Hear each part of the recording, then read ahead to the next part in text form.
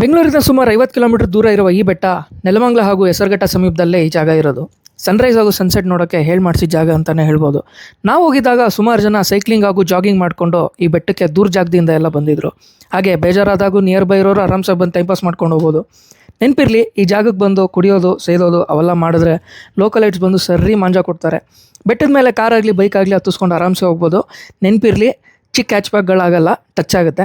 ಈ ಜಾಗದ ಹೆಸರು ಬಂದು ಬರ್ಡಿ ಬೆಟ್ಟ ಅಂತ. ಇಲ್ಲಿ ಬಂದಾಗ ದಯವಿಟ್ಟು ನಿಮ್ಮ ಪ್ಲಾಸ್ಟಿಕ್ ಬಾಟ್ಲಾಗಲಿ ವೇಸ್ಟ್ ಆಗಲಿ ಹಾಕ್ಬಿಟ್ಟು ಹೋಗಬೇಡಿ. ಬೆಟ್ಟದ ಮೇಲೆ ಬಂದು ತುಂಬ ಜನ ವೀಲಿ ಮಾಡೋದು, ಸ್ಟಂಟ್ ಮಾಡೋದು ಎಲ್ಲ ಅವಾಯ್ಡ್ ಮಾಡಿ, ಯಾಕಂದರೆ ಫ್ಯಾಮಿಲಿ ಬಂದಿರ್ತಾರೆ. ಇಲ್ಲಿ ಬಂದು ಫ್ಯಾಮಿಲಿ ಅವರು ಸ್ಮಾಲ್ ಪಿಕ್ನಿಕ್ ಔಟಿಂಗ್ ಥರನೂ ಮಾಡ್ಕೊಂಡು ಹೋಗ್ಬೋದು. ಸುಮಾರು ಫ್ಯಾಮಿಲಿ ಮನೆಯಿಂದನೇ ಟಿಫನ್ ಮಾಡಿಕೊಂಡು ಇಲ್ಲಿ ಬಂದು ಟಿಫನ್ ತಿನ್ಕೊಂಡು ಸನ್ರೈಸ್ ನೋಡಿಕೊಂಡು ಹೋದರು. ನಾವಿದ್ದಾಗ ಕೆಲವು ಅತಿ ಬುದ್ಧಿ ಜೀವಿಗಳು ಸ್ಟಂಟ್ ಮಾಡೋದು ಓವರ್ ಮಾಡಿಕೊಂಡು ಸುತ್ತಮುತ್ತ ಫ್ಯಾಮಿಲಿಗೆ ಡಿಸ್ಟರ್ಬ್ ಮಾಡ್ತಿದ್ರು. ಈ ಥರ ಒಳ್ಳೆ ಜಾಗಕ್ಕೆ ಬಂದಾಗ ದಯವಿಟ್ಟು ಈ ಜಾಗನ ಹಾಳು ಮಾಡಿಬಿಡಿ. ದಯವಿಟ್ಟು ಜವಾಬ್ದಾರಿಯಿಂದ ನಡ್ಕೊಳ್ಳಿ. ಹಾಗೆಯೇ ನಿಮ್ಮ ಫ್ರೆಂಡ್ಸಿಗೆ ಶೇರ್ ಮಾಡಿ ಈ ಜಾಗ ಎಲ್ಲಿರೋದಂತ. ಹೆಚ್ಚಿನ ಕಂಟೆಂಟಾಗಿ ನನ್ನ ಫಾಲೋ ಮಾಡಿ.